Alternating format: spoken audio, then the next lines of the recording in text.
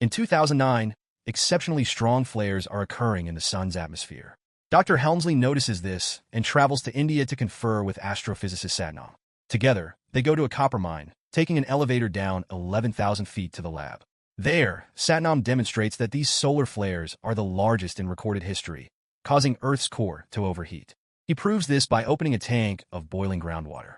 Alarmed by the potential for a global disaster, Helmsley rushes back to the USA to disrupt an important gala and reports the situation to Anheuser, the head of the presidential administration. 6 months later, in 2010, U.S. President Wilson briefs the G8 summit about the impending end of the world.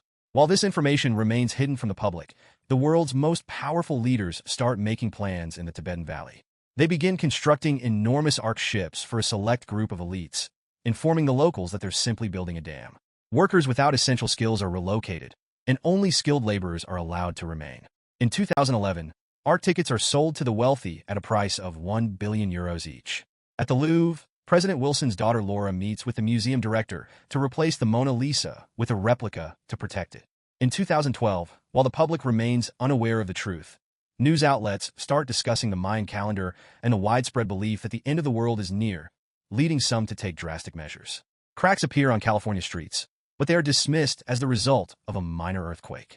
Passengers on a cruise are alarmed when their ship suddenly dips in the water.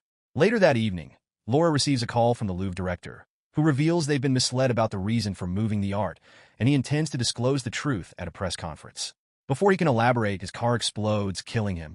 In the White House, Helmsley and Anheuser inform President Wilson that their timeline was miscalculated, and the end is coming sooner than anticipated. Laura interrupts, demanding answers about the true nature of the organization she works for. Wilson has no choice but to tell her the truth. Meanwhile, Jackson takes his children on a trip to Yellowstone. They are surprised to see numerous helicopters flying over and find the lake area fenced off. Ignoring the signs, they climb over and find the lake dried up with dead animals around, all while being watched by a mysterious man named Charlie from the forest.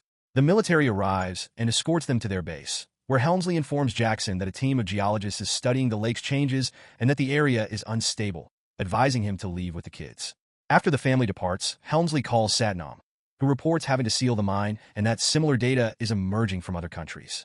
The Earth's crust is destabilizing, making evacuation urgent. Later, Jackson and his children are approached by Charlie, who asks what the scientists said and laughs, claiming to know the truth. That night, Jackson listens to Charlie's radio broadcast discussing the coming apocalypse. Intrigued, Jackson meets Charlie, who shows him an animation about the Mayan prophecy. When Jackson expresses doubt, Charlie insists that anyone who tried to reveal the truth was silenced, backing up his claim with newspaper clippings. Jackson notices that a former colleague died 2 months ago, and Charlie claims this professor sent him a map pinpointing government spaceships. Skeptical, Jackson returns to his tent. The next day, earthquakes worsen in California, splitting a supermarket in two. Thankfully, no one is hurt, but Jackson's ex-wife Kate tells him to bring the kids home immediately. Meanwhile, Anheuser tells Wilson that only 4 arks have been completed, meaning not enough people can be saved. During a global meeting, Helmsley shares an update, explaining they have only 2 or 3 days left. Wilson announces the immediate launch of the evacuation plan. After dropping the kids at Kate's, Jackson receives a call from his boss, Russian oligarch Karpov, who is secretly preparing for the evacuation and orders Jackson to take his twin sons to the airport. One of the boys tells Jackson he'll die soon while he gets to escape on a large ship, just before another small quake shakes the area. Starting to believe Charlie might have been right, Jackson rents a plane and rushes to pick up his family. At that moment, a stronger earthquake strikes California, causing buildings to collapse. Jackson arrives in time to gather his kids, his ex-wife Kate, and her new boyfriend, Gordon, as structures fall around them. The streets start breaking apart, forcing Jackson to drive frantically to avoid pits. More people try to escape, crowding the roads, so Jackson veers onto lawns and through trees, eventually jumping off the ground. Downtown, platforms, bridges, and skyscrapers crumble, causing thousands of fatalities. After a chaotic drive, they reach the airport only to find the pilot has died. Gordon, who has taken some flying lessons but lacks experience, nervously manages to fly them away just before the airport itself is destroyed. By now, much of Los Angeles has sunk, and the sea is flooding coastal cities. Later, the family stops at Yellowstone, looking for Charlie and his map. Charlie is not in his van, having gone to wait on a mountain for the end. Jackson drives the van up the mountain, where they find Charlie, who stays to broadcast as a volcano erupts, launching volcanic rocks that kill Charlie and hit the van. Jackson drives quickly, jumping over a crack and reaching the airport just in time. However, he needs the map from the van, so he searches while the ground cracks beneath. As the van falls, Gordon thinks Jackson is dead and prepares for takeoff. But Jackson appears at the last second, grabbing Kate's hand aboard. Once safe, the plane takes off, escaping the destruction. Jackson examines the map, realizing they must reach China and will need a better plane. In the evening, Anheuser and Helmsley observe reports of global natural disasters, with iconic landmarks destroyed and millions dead, eroding any remaining hope. Helmsley wants to inform the public, but Anheuser refuses until the chosen ones are on board the arks, citing survival. They tell Wilson it's time to evacuate, but Wilson chooses to stay with his people. Anheuser assumes command, despite Helmsley's protests, and departs with Laura, who has a final call from her father. Afterward, Wilson publicly announces the truth to the world. Meanwhile, Jackson's group arrives at Las Vegas Airport, where Karpov is waiting with his twin sons, his girlfriend Tamara, as all flights have been canceled. Jackson begs Karpov to take his family, but Karpov refuses until his pilot Sasha locates a plane and reveals he'll need a co-pilot, to which Jackson offers Gordon.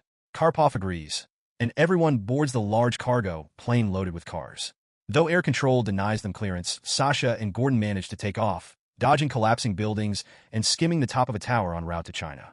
Moments later, flying over Hawaii, they're disturbed to see it submerged in lava with few buildings left standing. In Tibet, a monk named Nima receives a letter from his brother, who works on the arks and has shared the truth. With his master's permission, Nima leaves the mountain to gather his grandparents. In Washington, D.C., ash continues to fall, so Wilson opens the White House to those seeking refuge. While helping a young girl find her father, Wilson is caught in an earthquake that topples the Washington Monument. At the Vatican, a special prayer service is interrupted by an earthquake that demolishes the building, killing millions. Soon after, reports come in of tsunamis forming worldwide. A cruise ship is overturned by massive waves, leaving workers to accept their fate. In Washington, D.C., Wilson wakes under layers of ash amid countless bodies, only to witness a tsunami sweeping over, claiming any remaining survivors, including himself. Meanwhile, Helmsley learns that the Ark base will also be submerged in about 6 hours, as the Earth's crust has shifted dramatically. Both magnetic poles have reversed and moved so much that the North Pole is now in Wisconsin. Back with Jackson's group, Sasha announces their fuel is running low, and they'll need to make an emergency landing. As they prepare, Sasha and Gordon begin the descent, discovering the ocean has receded due to continental shifts, putting them in the Himalayas near the Ark's location. The plane loses engines and flies low, causing turbulence. Landing is challenging, so Sasha instructs everyone to board a car and exit through the cargo bay. At first, Gordon stays to help, but Sasha tells him to join the others. The families exit together in a car that lands safely in the snow, while the other vehicles fly out and crash. Sasha manages to land the plane, but slides off a cliff, where it explodes, killing him. At that moment, Chinese cargo helicopters transporting animals to the Arks fly by. The officers spot the families and land, but only allow ticket holders to board. Karpov leaves with his kids and dog, excluding Tamara after learning of her affair with Sasha, and even seems glad the pilot is dead. The group wanders until they spot a truck, which Jackson halts by throwing a rock. The driver, Nima, agrees to pick them up. Meanwhile, Helmsley's group arrives, noticing many high-status individuals, including the Queen and her dogs. Of the 4 arks, one is damaged, and important people like Karpov are barred from boarding. Helmsley and Laura are disturbed to see wealthy individuals without skills on board, while no Ark workers have been offered tickets. Helmsley realizes his cabin could fit 10 people, yet luxury is prioritized. He receives a call from Satnam, who says goodbye as a tsunami approaches his town, as no plane came to rescue him. Horrified, Helmsley checks the data and reports only 30 minutes left before the wave reaches the Arks. Outside, Nima arrives with the group, but his brother Tenzin initially refuses anyone beyond family. Kate begs to let the children in, and their grandmother persuades Tenzin to take everyone. As the Arks prepare to launch, some passengers realize the damaged Ark cannot depart, leaving its passengers behind. Furious, Karpov punches a guard and pushes his way through, with others following toward the Arkansas. However, the ship drifts from the platform, and people fall as they attempt to jump across. Tenzin leads Jackson's group to the Ark through a safer path. Tamara, seeing her dog with Karpov's children, whistles for him, and he reaches her just before the gates close. She bids Karpov farewell with a middle finger as Tenzin opens a passage for them inside. Helmsley watches people falling and pleads with global leaders to open the gates, reminding them of Satnam's fate and humanity's loss. Laura adds that Wilson would have opened the gates, so the leaders relent, allowing entry. Jackson's group faces danger sneaking through the Ark's moving mechanisms. Tenzin and Gordon nearly fall with Tenzin's leg injured by gears. Jackson helps them up, but Gordon slips and is crushed by the gears. Jackson almost suffers the same fate, but manages to jam the mechanism, leaving the gate partially open, allowing the crowd to rush in. With only 4 minutes before impact, the wave overtakes the mountains, where Nima's master rings the temple bell before perishing. As the gate starts to close, Karpov throws his children inside before falling to his death. The incomplete closure prevents the ark from launching. Technicians spot Jackson's group and alert Helmsley, who rushes to help. The tsunami crashes into the arks, killing remaining workers. Water floods Helmsley's ark through the open gate, triggering the compartment lockdowns. Jackson's group is trapped in a flooding chamber, while a crashing plane sends the ark careening toward Everest. Helmsley locates Jackson's daughter with the dog and contacts the group, explaining the risky process of unlocking the mechanism. Jackson accepts the challenge and dives. His son sneaks along, helping by holding a flashlight. After much struggle, Jackson finally dislodges the cable, just as the ark collides with a rock. The gate closes, enabling the engine to start, but the ark hurtles too quickly toward the mountain. Rocks fall, cracking windows, but the ark's reverse motion prevents further damage, guiding it away from the mountain. Jackson reunites with his family as everyone celebrates. On day 27 of the first month, Helmsley and Laura share a first kiss. The captain announces clear skies, allowing everyone to step outside and see the sun again. Across all 3 arks, people savor the fresh air as Helmsley checks satellite reports, discovering that the African continent has risen. The arks head there to start a new life. Make sure to subscribe and turn on notifications so you can watch more videos like this. Thanks for watching and keep loving.